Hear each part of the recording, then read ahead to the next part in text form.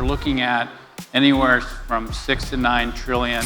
That's the size of kind of Japan and Germany GDP combined. You're looking at annual CapEx the size of Switzerland's GDP. These numbers are just absolutely staggering. What does that mean? That means that these companies, these projects will get financed everywhere and anywhere. We're really just in the beginning stages. Thanks everyone for joining us. I'm Shannon Murphy. I'm the head of research at iConnections. Bright lights. And I'm really excited to get to talk about everybody's most beloved and least controversial asset class of the year, private credit. I'm really excited because we have the full supply chain of credit really on this stage. And so I'm just going to jump right in since we have about 30 minutes. And Hitesh, I'd like to start with you. Talk to us about the transformational capital that Orchard is really deeply involved with. Yeah, I think, for Orchards, we've been doing private credit for almost 2 decades now. And private credit, the definition of this world, it continues to expand broader and broader as the days go by. But we really are focused on this niche of private credit, which we call transformational capital. And this effectively is short duration defensive credit lending, which is generally focused around growth and value creation opportunities. So in a nutshell, what we do is we provide tailored solutions to clients who are seeking growth or value creation, generally with a shorter duration of a time frame, where we're able to then, in exchange for providing certainty of execution and the customization, we're getting higher premiums and stronger structural protections and covenants. And Kalina, you're the other side of the coin as an LP. Talk to us about how your mandate has been shifting or how you're thinking about the private capital space at BCI. Sure. So at BCI, what we do, what my group does, it's varieties of investments in private credit predominantly through external partners. We're an absolute return program. We're looking for 10, 13% IRR, downside protected and very low volatility. So that has not changed. The way we look at it now has changed a little bit. And maybe to give a bit of the contrast between what hasn't changed and what has changed, there's still a lot of money chasing all the deals that come through. The capital structure has changed, so we have a lot more deeper preferred equity with PIK component, which has made the analysis about exits, what happens down the road, a lot more important, I would say. The underwriting, it still can be quite light. We do, however, focus a lot more on what can go wrong, how it can go wrong, and what exactly the sponsors can do to fix it. Because now we feel if something can go wrong, there's much higher probability that it would, because of the level of leverage, the growth implications, and so on. So what we do feel is that understanding the areas of restructuring, bankruptcies, documentation, legal work is a lot more important now than it probably has been 5 or 6 years ago. And one thing that's clearly different, in every single analysis we do, we try to understand the implications of AI. Because we do feel that AI can transform things much faster, and businesses which used to be steady, providing essential services, can be disrupted overnight, and there is no turning back. So we've been very focused on this. Obviously, there are new opportunities now with the growth of AI and data centers and infrastructure and so on. But we do feel that there is time and place for everything. Mm-hmm. It pays to be early, it pays to be protected. Down the road, that becomes less and less and less so, and other things come through. So the credit underwriting has not changed. Mm-hmm. But what has changed is the need to be fully giving full focus on how things can go wrong. If your intuition tells you something's not right, it probably is not right. Mm. So don't ignore it. And I think this has been great because This makes it for specialist-driven investments, for quality of analysis, for partners that have unique angle to them, asset-backed finance, and the depth of the opportunity set has gotten richer because of that, because expertise gets rewarded. So I think it's a very exciting time as soon as we do our job well and we stay true to what credit investing is, after all. And Joe, you sit between them and have had a front row seat to really seeing a lot of the new structures that have been evolving. Some things stay the same. Structures are probably not necessarily one of them. What are you seeing a lot of? Yeah, I think what we're seeing the most of is a talk around perpetual vehicles, evergreen funds. I don't think that any of you are having any conversations where that's not being spoken about. And what's interesting with evergreen funds is that there's no true definition of how the evergreen fund is supposed to work. The only definition at the end of it is that it's open-ended, right? So when it comes to the evergreens, right now what's happening is you've got a whole new group of players who are coming in. You've got the retail investors, you've got the private wealth investors, and then you have the institutional investors who've always been there. And they're asking for more things. They're asking for a lot more things. So now what they're looking for is they want to understand liquidity. They want to understand how long is this going to take. So the evergreen funds, what you're doing is you're giving them a new outlet and you're giving them new structures. But with these new structures comes a whole lot of other headaches, right? And so now if you're a CFO, you're a COO at a manager, you have to wear 9,000 different hats. Right? If you're in legal, you're trying to figure out how do we structure this vehicle? How do we structure these things that it makes sense and we can give the investors, the LPs, what they want, but then we can also do our job. And when you're doing that, it gets to be really difficult because you may have to say, I'm going to put all of this, I'm going to do all this for the LPs, but now I may not be able to generate the same amount of alpha the way that I'm used to doing that. And so it definitely causes, some confusion internally for both sides, but it's becoming a very good solution.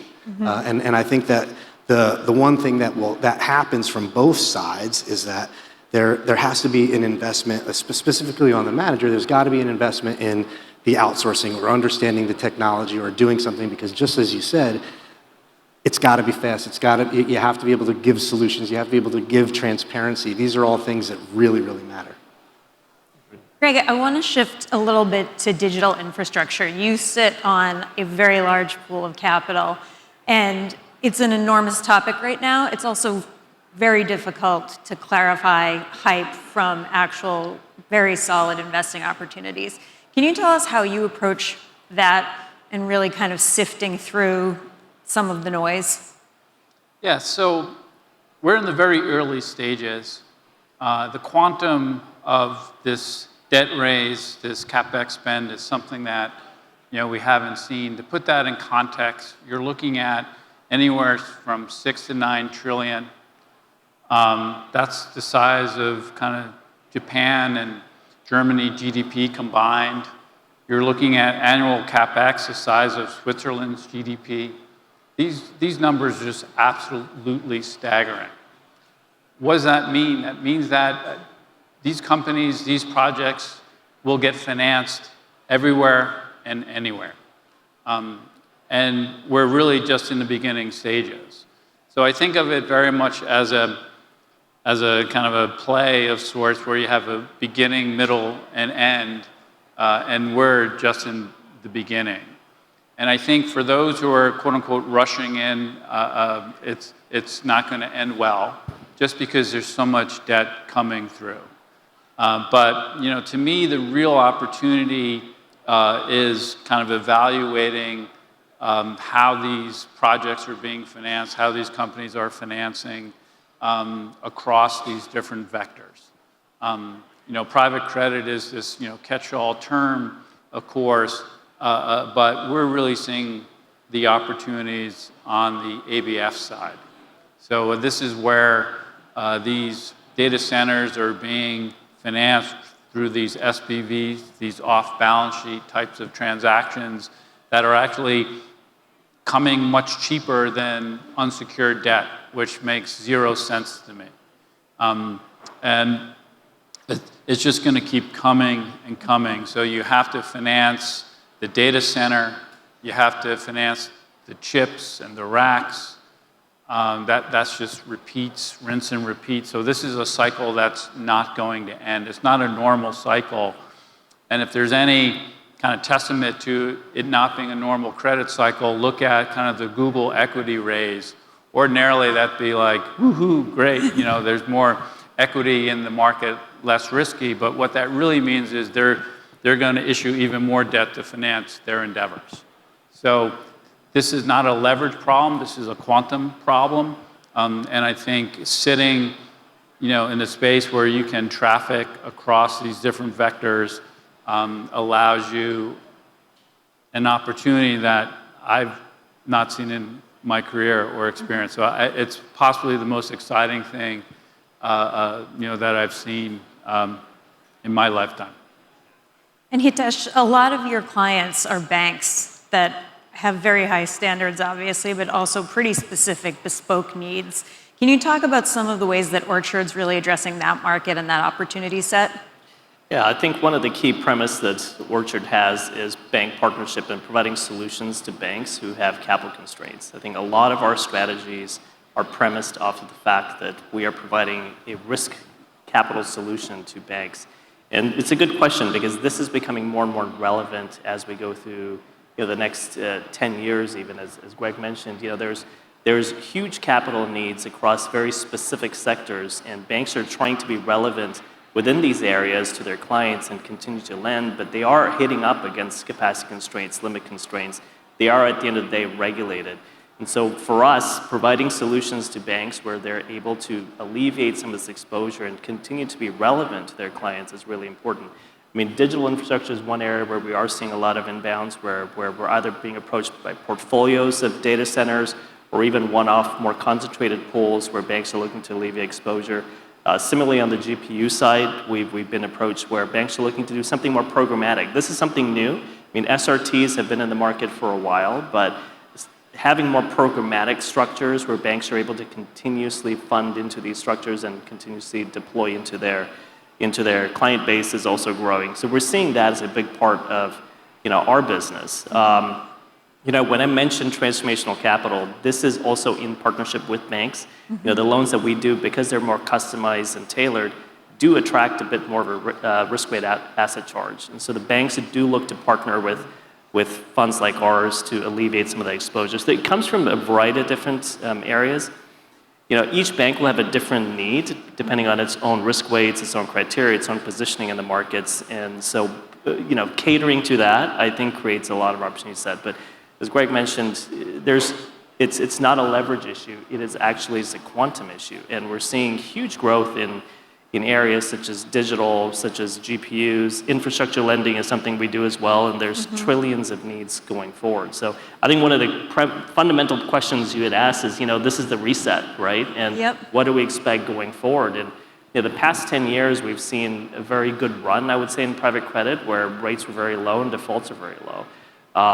I think a lot of people sort of took that for granted, but I think going forward, the opportunity set will grow because private credit and structured credit generally is more favored during times of volatility. So this is actually the time to be investing, I think, but you have to be disciplined. You have to really focus on the risk side of things. So if you're lax and if you sort of continue the approach of the last 10 years, I think that'll catch up pretty quick.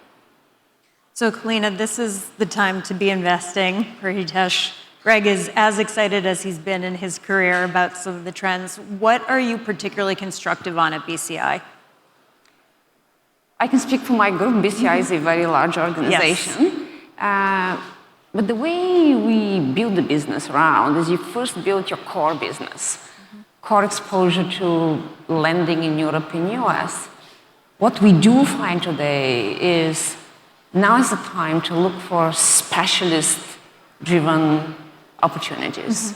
In asset-backed finance, for example, that's a very big area. It ranges anywhere between $7 and $20 trillion market, depending on who you ask, and it covers everything from aircraft leasing, music, railroad transportation, all the way to varieties of pools of claims, financial claims.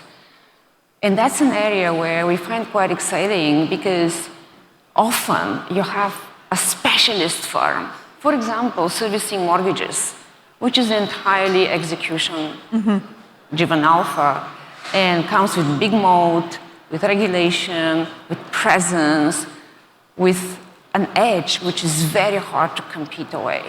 And that's really what we look for. And now you can see these businesses growing, have developed a lot of expertise and a lot of power, because before the banks used to do a lot of this, and now the banks are still there, but more in the senior pieces of the structure, while all the specialists provide more the core capital that's needed for this varieties of services provided. And this is what we get very excited, because that's counter-cyclical, it's essential, it has to be there, it needs enormous infrastructure. And if it's there, it's very hard to replicate by new entrants. So you have all the angles of moat, expertise, essential need that they cover, and comes with very decent return. I have to say though, just like everything, nothing is as good as it sounds. There is a lot of traps, there is a lot of new entrants, and the number one question that we ask is, how long have you been doing this? How many trouble you've had? And what is your infrastructure? Because we're talking about millions of data points that need to be consumed every single day. And if that's not there, that is just probably too early to be with that partner. So it's a real rigorous, deep market out there. And a lot of players that were small before are big enough now to really be there. And last angle, which is quite new, we have proliferation of insurance companies. Some were created alongside asset managers, some are not. And they have insatiable needs for IG credit, which normally gets created when somebody takes the non-investment grade component. So there is this other play which has proven to be quite interesting lately. And Joe, I do want to ask you about some of these newer entrants, because you meet a lot of the next generation of managers coming up. What's really important to that subset of folks in this asset class? I think that the newer managers are super focused on the client experience, and that goes to everything, like the integration, bringing them on, taking them through everything, educating them. We live in a world where we have everything at our fingertips. You want your groceries, you want a new pair of shoes, you want something, you get it delivered to your door today, no problem. Investors now are used to having something in their hand. I can check my balances anywhere, anytime on everything that I've been invested in on the liquid side. This is a little bit different, right? And so now it's going through and it's really trying to understand, what are the products that we're going to offer? What can we give you? What's the transparency that we can give you?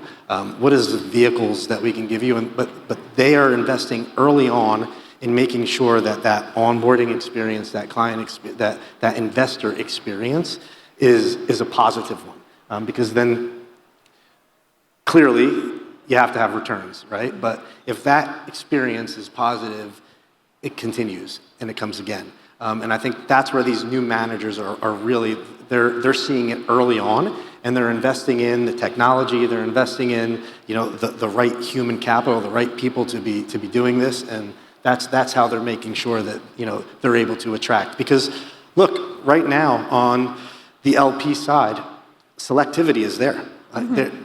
It's the private market reset, but it's the resetting the bar, right? And so now there's a lot of opportunity, and what's happening is the LPs are saying, I'm not going to jump in immediately. I'm going to wait and I'm going to see where I think it is, but the LPs also have to realize you got to stay the course because you don't want to miss the boat.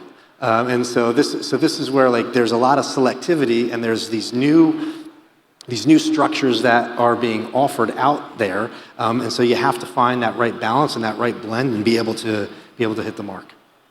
Greg, I have to ask you about valuation and valuation reporting, just talking about transparency, enhanced reporting, technology systems. What are your views on the great debate about valuations and frequency of reporting? Yeah, so I think you have to be careful for what you wish for. There's this move, which I don't quite understand or believe, to try to put daily marks on illiquid assets that don't have daily marks. And I think that, quite candidly, is delusional, and I think it hurts the asset class. So I think we have to recognize that not all assets should be marked on a continuous price basis. And I think the industry as it moves into retail and retail hands, trying to put this liquidity wrapper on an illiquid asset is something that I do worry about. And I just think it's a move in the wrong direction. That being said, what I see a three-tiered system developing. So you'll continue to have the less liquid, illiquid, just call it real private assets. You'll continue to have the public markets, but what you're seeing is this broad space in between that's growing. Increasingly, we're seeing deals that are coming as a 4A2 that's convertible into a 144A. Why is that happening? Well, it goes back to this quantum issue. There's just so much debt outstanding that they have to open up pockets to new investors. And that's the push into retail, that's the push into kind of this convertible 144A. But I think if you just try to take a classic 4A2 asset as an example and put a daily mark on it, I think that is kind of going against the purpose of the asset in the first place. Ultimately, it's about your liability and the locked up liability more so than kind of quote unquote volatility of the asset.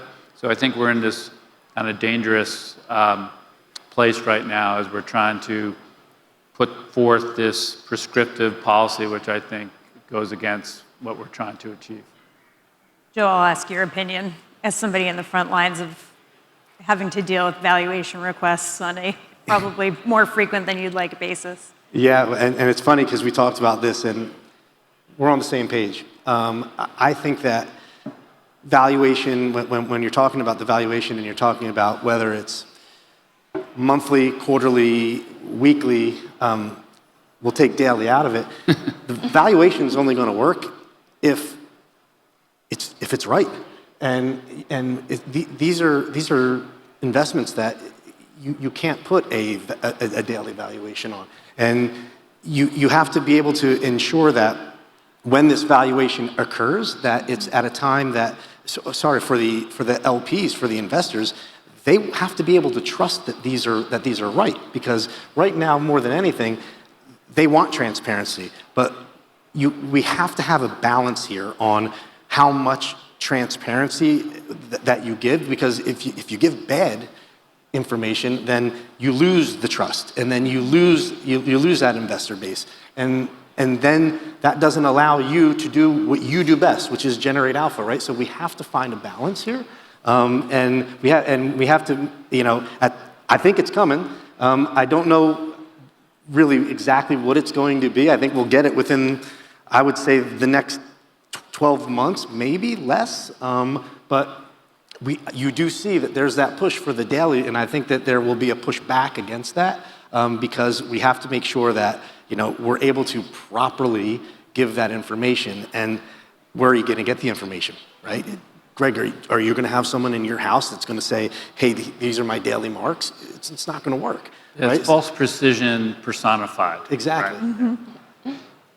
It's even though this is a very positive new capital finding opportunity, we would be remiss if we didn't just talk and touch on risk and how we think about that.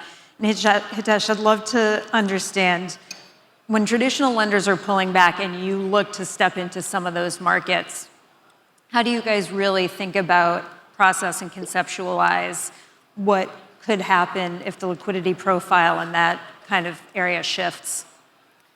This is not a new dynamic that's occurring right now. I mean, we've seen many cycles in the past where when times get volatile, when there's a higher degree of uncertainty and geopolitical uncertainty especially, traditional lending sources generally tend to pull back on risk appetite, right? So we generally see them tightening their belts and really just putting out less exposure. So that creates more of an opportunity set for private credit and for other forms of capital to come in and provide solutions to clients. What we haven't seen necessarily is at least right now, is a full exit of any particular space. I think it's more of a de-risking. As Greg mentioned again, like pointed to that same point, is that we're just seeing more of banks hitting sector limits or name limits. Less so, at least from my perspective, that I'm seeing situations where the bank is saying, hey, I don't like this sector, I want to get out of it completely. We're seeing that, all right, there's definitely a reduction in exposure. I mean, obviously, when you're looking at software or AI, I mean, that's obviously a big area of concern. Given the AI disruption of the software companies, we have seen a bit of a shift in risk appetite there from banks who are looking to sort of offload some of that exposure, and I think they're going to be a bit more sensitive to taking on more there. But that's particularly in the context of technological disruption, right, that's created by AI versus software. But generally, when we look at this situation, again, like I said, private credit benefits from uncertainty and volatility.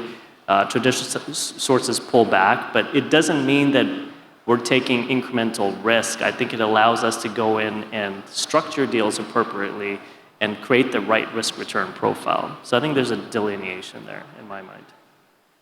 Kalina, I'd love to get your views on if you are talking to other LPs and thinking about how to position why somebody should get off the sidelines now at this point in time. What do you think is some of the most compelling corners?